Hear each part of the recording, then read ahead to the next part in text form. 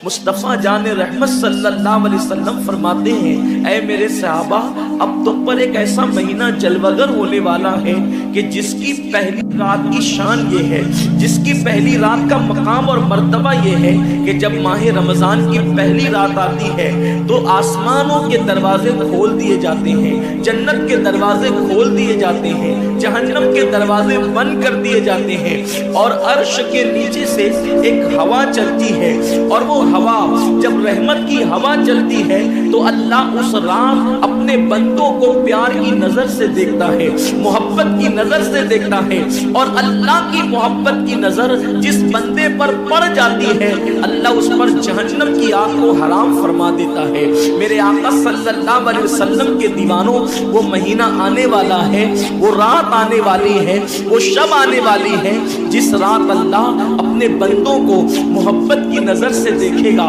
پیار کی نظر سے دیکھے گا، الفت کی نظر سے دیکھے گا۔ میرے پیارے آقا صلی اللہ علیہ وسلم کے پیارے دیوانوں، آپ اندازہ کریں کتنا وہ مقدس بندہ ہے، وہ بندہ مقدر کا سکندر ہے جس کے وجود پر میرے اللہ کی نگاہ رحمت پڑ جائے، میرے کریم کی نگاہ رحمت پڑ جائے۔ ہم کس کس کی نگاہ کے طالب ہوتے ہیں، ہم کس کس کی توجہ کے طالب ہوتے ہیں؟ ہم سوچتے ہیں کہ پیر صاحب کی نگاہ پڑ جائے گی تو میرا بیڑا پار ہو جائے گا۔ یقیناً پیر صاحب کی نظر بڑی قیمتی ہے، دیوان شاہ بابا کی نظر پڑ جائے گی تو میری تقدیر بدل جائے گی۔ یقیناً اللہ کا ولی بڑی شان والا ہے، غوث پاک کی نظر پڑ جائے گی تو میرا بیڑا پار ہو جائے گا۔ اندازہ تو کریں جس پر اللہ کی نگاہ رحمت پڑ جائے، اور وہ رمضان شریف کی پہلی رات میں ہوتا ہے کہ اللہ اپنے بندوں کو پیار کی نظر سے دیکھتا ہے، اللہ اپنے بندوں کو محبت کی نظر سے دیکھتا ہے، اور خدا کی نگاہ رحمت جس پر پڑ گئی پھر اس کو جہنم کی آگ چھو نہیں سکتی، اس کو جہنم کی آگ جو ہے اس کو جلا نہیں سکتی۔ لیکن کتنے افسوس کی بات ہے، ماہ رمضان کی ایسی برکت والی رحمتوں بھری رات آتی ہے، اور وہ پہلی رات آتی ہے، اور اس رات میں ہم کیا کر رہے ہوتے ہیں؟ اس رات میں ہمارا حال یہ ہوتا ہے کہ ہم ہوٹل پہ بیٹھ کر ٹائم پاس کر رہے ہوتے ہیں، اس وقت ہم گھروں کے اندر بیٹھے ہوتے ہیں اور وقت کو ضائع کر رہے ہوتے ہیں۔ اور اب تو حال یہ ہو گیا ہے کہ ساری چیزوں سے تعلق توڑ کر ہم نے سارے رشتے اپنے موبائل سے جوڑ لیے ہیں۔ اس وقت ہمارا سب سے قریبی رشتہ دار اگر کوئی ہے تو وہ اپنا موبائل ہے۔ یہ ہنسنے کی بات نہیں ہے، یہ بہت نقصان کی بات ہے۔ اس قدر قریبی رشتہ، ماں باپ سے بھی زیادہ قریبی رشتہ موبائل سے، باپ سے بھی قریبی رشتہ موبائل سے، بیوی سے بھی زیادہ قریبی رشتہ موبائل سے۔ آپ کہیں گے اتنا قریبی رشتے کی آپ بات کرتے ہیں؟ ہم کہتے ہیں جو جتنا قریبی رشتہ دار ہوتا ہے اس پر توجہ اتنی زیادہ ہوتی ہے، اس سے پیار اتنا زیادہ ہوتا ہے، اس کی طرف توجہ اتنی زیادہ ہوتی ہے، اس سے لگن اتنا زیادہ ہوتا ہے۔ ہماری آنکھ ابھی بستر پر کھلی نہیں ہوتی اور ہم سیدھا ہاتھ اٹھا کر کے آدھی آنکھیں بند ہوتی ہے اور آدھی آنکھیں کھلی ہوتی ہے، اور ہم پہلے اپنے موبائل کی طرف ہاتھ بڑھاتے ہیں کسی کا میسج تو نہیں آیا۔ میرے پیارے آقا صلی اللہ علیہ وسلم کے پیارے دیوانوں، امی کے پاس بیٹھے ہیں پھر بھی موبائل، بیوی کے پاس بیٹھے ہیں پھر بھی موبائل، والد کے پاس بیٹھے ہیں پھر بھی موبائل۔ حد تو یہ ہے کہ مسجدوں کے اندر بیٹھے ہیں پھر بھی موبائل۔ یقیناً اگر کام کے میسیجز ہو اور اگر کام اور ضروری چیز ہو، ٹائم دیکھنا ہو، تو آپ یقیناً موبائل کو ہاتھ میں لیں۔ موبائل کوئی بری چیز نہیں ہے، لیکن انسان کتنا ڈوب گیا، عبادت کا سارا وقت انسان اپنے موبائل پر ضائع کرتا ہے۔ وقت کی قلت، انسان بار بار شکایت کرتا ہے، وقت کی قلت دامنگیر ہے، ٹائم میرے پاس نہیں ہے، وقت میرے پاس نہیں ہے، میں بہت مصروف ہو گیا ہوں، میں بہت بزی ہو گیا ہوں۔ لیکن اس کو دیکھو کہ رات کے 2-2 3-3 بجے تک کے آن لائن رہتا ہے، بلا ضرورت ہے تو کوئی بات نہیں، بلا ضرورت۔ میرے آقا صلی اللہ علیہ وسلم کے دیوانوں،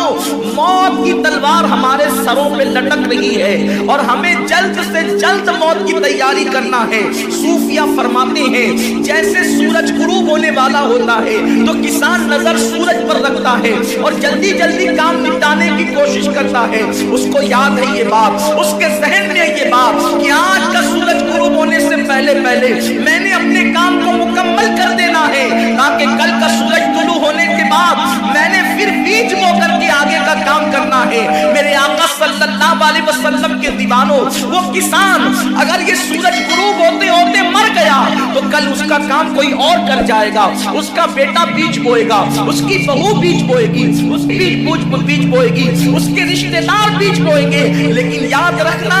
اگر دنیا کے اندر ہماری زندگی کا سورج غروب ہو گیا تو پھر نیکیوں کا بیج ہماری جگہ کوئی نہیں بو سکتا۔ اللہ رب العزت نے کبھی ماہ رمضان کی شکل میں، کبھی شب برات کی شکل میں، کبھی شب قدر کی شکل میں، کبھی اللہ اکبر ماہ شعبان کی شکل میں، کبھی لیلۃ البرات کی شکل میں، کبھی شب معراج کی شکل میں، کبھی لیلۃ الجمعہ کی شکل میں یہ حسین کی لمحات ہمیں اس لیے عطا فرمائے ہیں کہ میرے بندے اگر تو گناہوں کے اندر ڈوب گیا ہے، یہ مخصوص راتیں تجھے دے رہا ہوں، مخصوص دن تجھے دے رہا ہوں، ان راتوں میں میری عبادت کر لے، ان دنوں میں میری عبادت کر کے مجھے راضی کر لے تاکہ میں تیری مغفرت کر دوں۔ اور پھر رمضان شریف کی تو بات ہی جدا ہے۔ ماہ رمضان تمام مہینوں کا سردار ہے۔ میرے آقا مصطفیٰ کریم رؤوف الرحیم صلی اللہ علیہ وسلم فرماتے ہیں ماہ رمضان کو سارے مہینوں پر ایسی فضیلت ہے جیسے مجھ محمد کو تمام مخلوق پر فضیلت حاصل ہے۔ میرے آقا فرماتے ہیں ماہ رمضان شریف میں اگر تم ایک نیکی کرتے ہو تو اللہ تمہیں 70 کا ثواب عطا کرتا ہے، اور تمہارا خلوص بڑھ جاتا ہے تو اللہ تمہیں ایک نیکی کا 1000 عطا کرتا ہے، اخلاص اور بڑھتا ہے تو اللہ ایک نیکی پر تمہیں بے حساب ثواب عطا کرتا ہے، اس کا کوئی حساب ہی نہیں ہوتا۔ آقا کریم رؤوف الرحیم صلی اللہ علیہ وسلم فرماتے ہیں یہ ماہ رمضان کیا ہے؟ اللہ کے محبوب مصطفیٰ کریم صلی اللہ علیہ وسلم ماہ رمضان شریف کے روزوں کی اہمیت بیان کرتے ہوئے فرماتے ہیں کہ ماہ رمضان شریف کا ایک روزہ اگر کوئی چھوڑ دے اور پھر ساری زندگی اس کے بدلے میں روزہ رکھے تو ساری زندگی کے روزے اس ایک ماہ رمضان کے روزے کے برابر نہیں ہو سکتے۔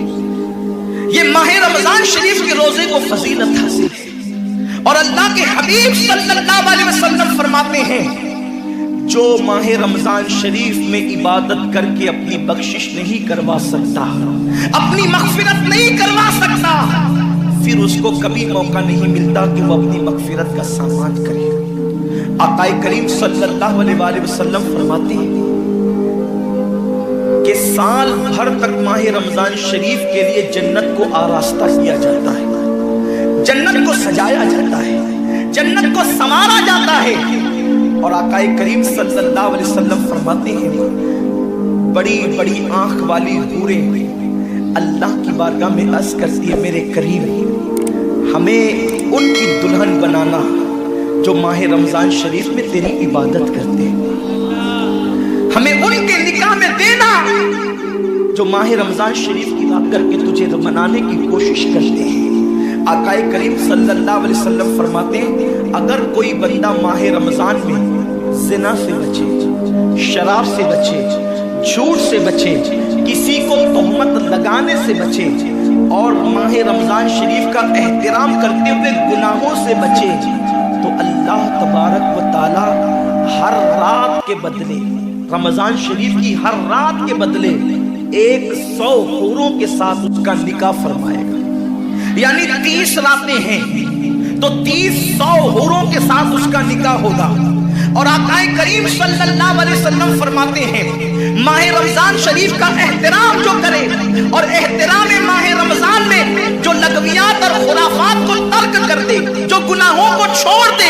زنا کو، شراب کو، جھوٹ کو، بہتان تراشی کو چھوڑ دے، آقا فرماتے ہیں اس رمضان شریف کا احترام کرنے والے کے لیے اللہ نے جنت میں ایک ایسا محل بنایا ہے۔ اس محل کا حال یہ ہے کہ دنیا کے سارے اولین اور آخرین یعنی آدم سے لے کر آخری آنے والے تک، انسان تک، اگر سارے اس محل کے اندر داخل ہو جائے تو بھی اس محل کی اتنی ہی جگہ وہ لیں گے جتنی کی بکرے کی ران آپ کسی مکان کے اندر رکھتے ہیں تو بکرے کی ران کتنی جگہ گھیرتی ہے، بس تمام اولین اور آخرین اس محل کے اندر اتنی ہی جگہ گھیریں گے۔ یعنی وہ محل اتنا بڑا اللہ نے بنایا ہے، اور وہ محل صرف ان کے لیے ہے جو ماہ رمضان کے احترام میں گناہوں کو ترک کر دیتے ہیں، گناہوں کو چھوڑ دیتے ہیں۔ میرے آقا صلی اللہ علیہ وسلم کے پیارے دیوانوں، لیکن افسوس ہم اور دنوں کی طرح ماہ رمضان شریف کی راتوں کو ضائع کر دیتے ہیں۔